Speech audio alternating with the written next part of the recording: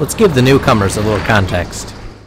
We traveled nearly 700 kilometers to buy a 1976 GMC Vandura motorhome. We broke down while trying to drive it home. We rescued said motorhome from the depths of despair using a towing company. We gave it some maintenance, a tune, replaced some parts, and we have it running great. We had it in for our inspection. After that, we completely scrapped the motorhome, and now we're diving back into building this 50-year-old GMC into one of the coolest flat deck haulers you've ever seen. We have a brand new battery from Napa. Napa is really looking after us for this project. But this is the battery that was bought on the vehicle when we bought it there earlier this spring. And it's just a tired, worn out battery, having to boost it all the time. So Napa saw our videos and they said, let us send you a battery, get that truck running right.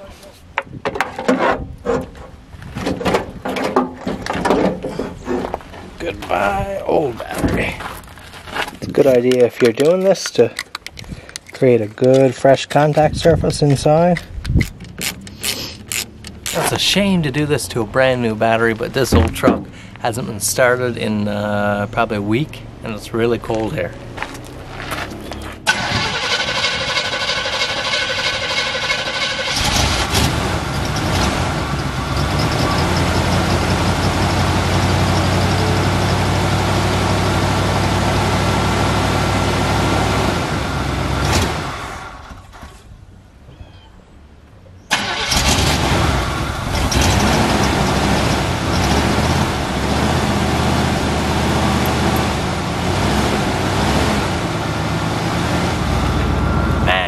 So much easier to start when you've got that real high cranking amps. It's not whoa, whoa, whoa, whoa, whoa. And it just takes so long to pick up that gas when it's turning over so fast.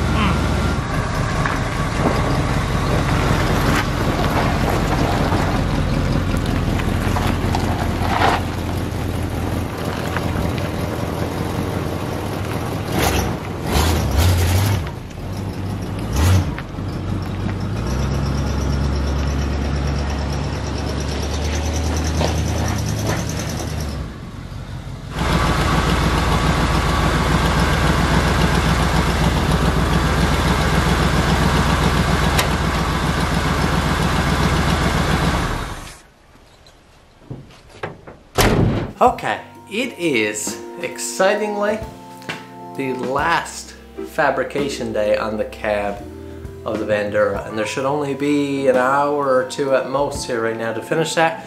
Then we're taking up to Dad's. His new shop is fully weatherproof now, mostly done inside, no electrical and stuff or sealing yet. That stuff is going to be done over the winter, but this has been such a terrible fall in terms of weather. Rain and cold every day that it hasn't been suitable for any type of body work. So once we finish up the fabrication type work today, finish grinding down a few things, we're gonna take it to Dad's. We're gonna, when we're ready, we're gonna sit it in his shop, dry it out for a day or two. Dad will probably help me. We'll body fill it with sand, prep the whole cab, and then we'll get on to paint, which I ordered this morning. So you're gonna have to keep watching this series, man. You can't miss out on what's to come on this vehicle. Now this next job here, this last job, is stressing me out, and that's why it's been left till now. Notice this ribbing.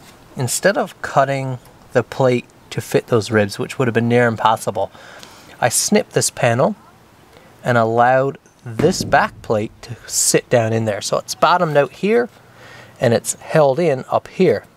This is kind of pinching it. So I ran all my top welds and were able to clean that.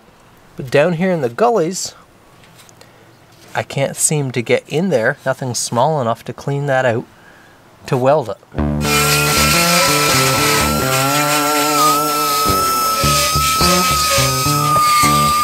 Any day I get to run the welder is usually a good day.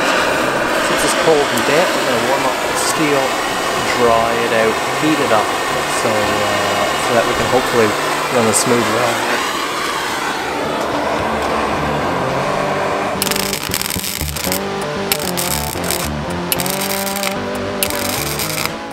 So tonight is the night we move the Vandura for body work. Dad just messaged, he's got his workshop all cleaned out, the floor is prepped. ready to put her in there. I need to get it in somewhere to do body work. And there's a fair amount of body work, sanding and old paint removal and fit and finish, body filling, sanding that, priming, all to get ready for paint, which is on the way. We're hoping for a good day this weekend and hoping to have the body work done and hoping to have the paint here. So a lot of things in motion. But it's after hours, it's dark, we have no lights on the truck. We're going to take like an off-road trail. I'm going to deck it out with O-lights. Dad's coming to ride with me. I mean, in one sense the vehicle's licensed, insured, it's got the works, it just doesn't have any lights or anything.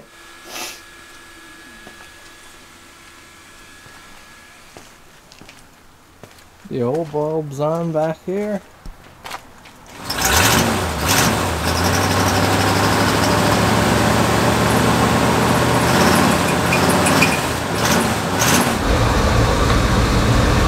Dash lights still all work. The old lights are doing good in front. The old bulbs are doing great in the back.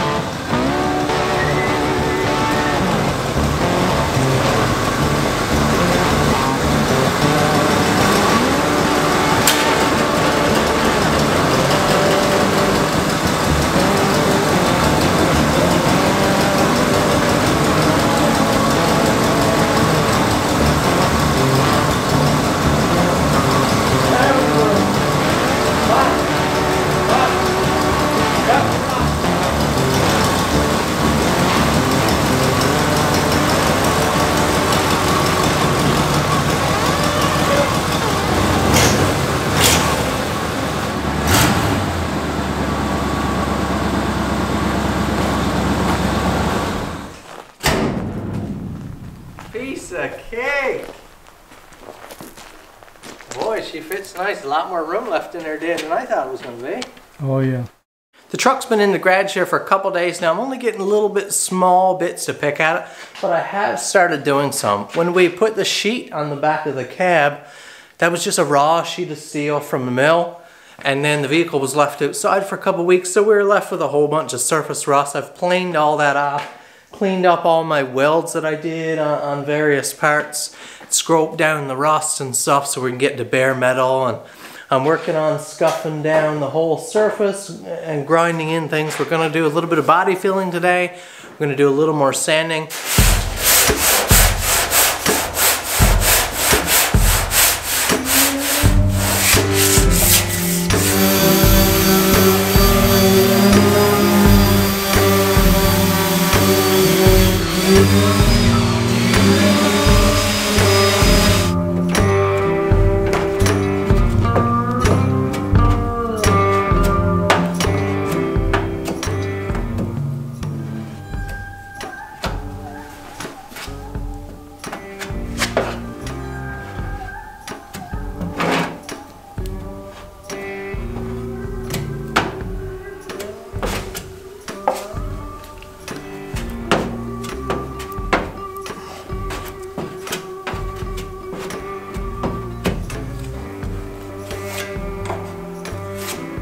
Big globs going on your floor now.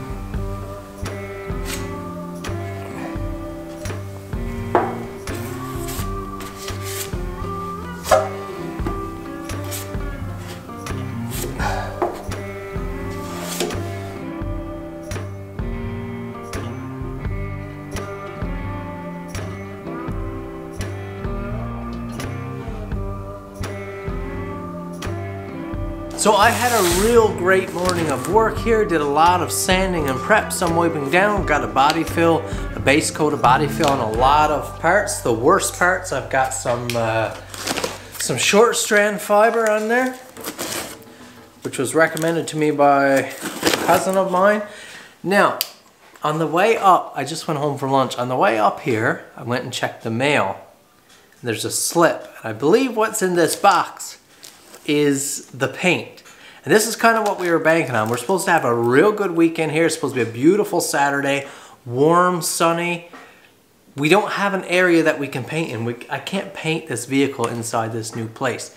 So we needed a paint solution that we could do outside in decent weather that would dry fast, that didn't need to be absolutely flawless. And a lot of you guys already probably know what we went with just by those criteria. I'll cover my face so the camera will let you see.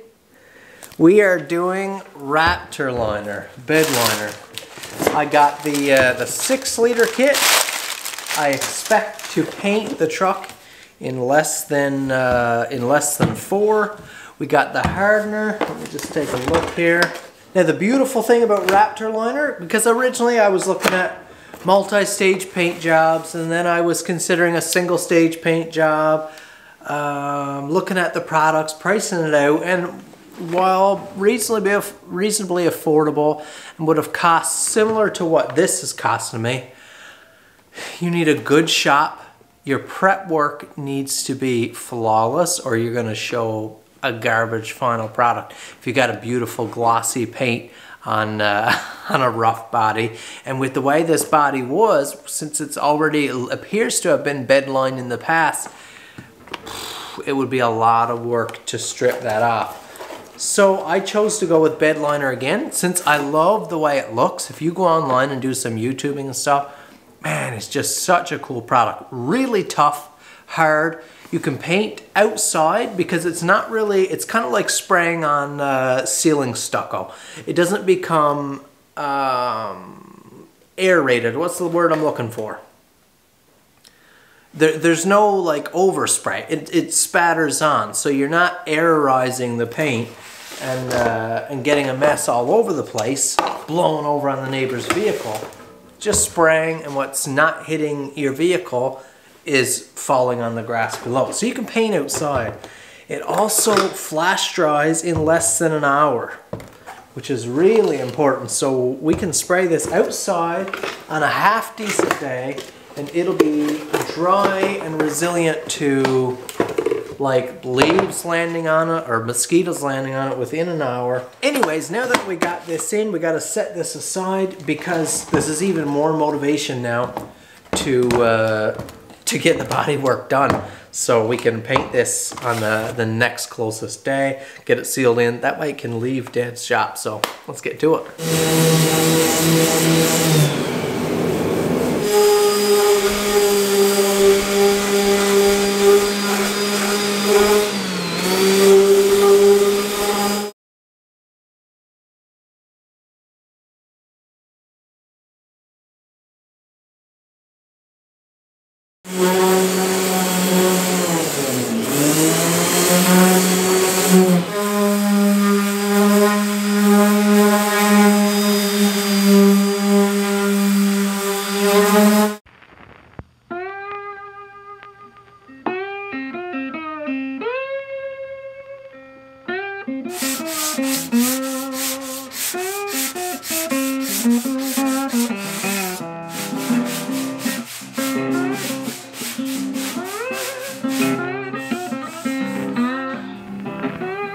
Get down on her?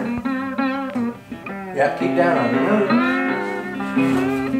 Oh, man. That's the real deal. I'm going to go over the other side and try a bit. Woo.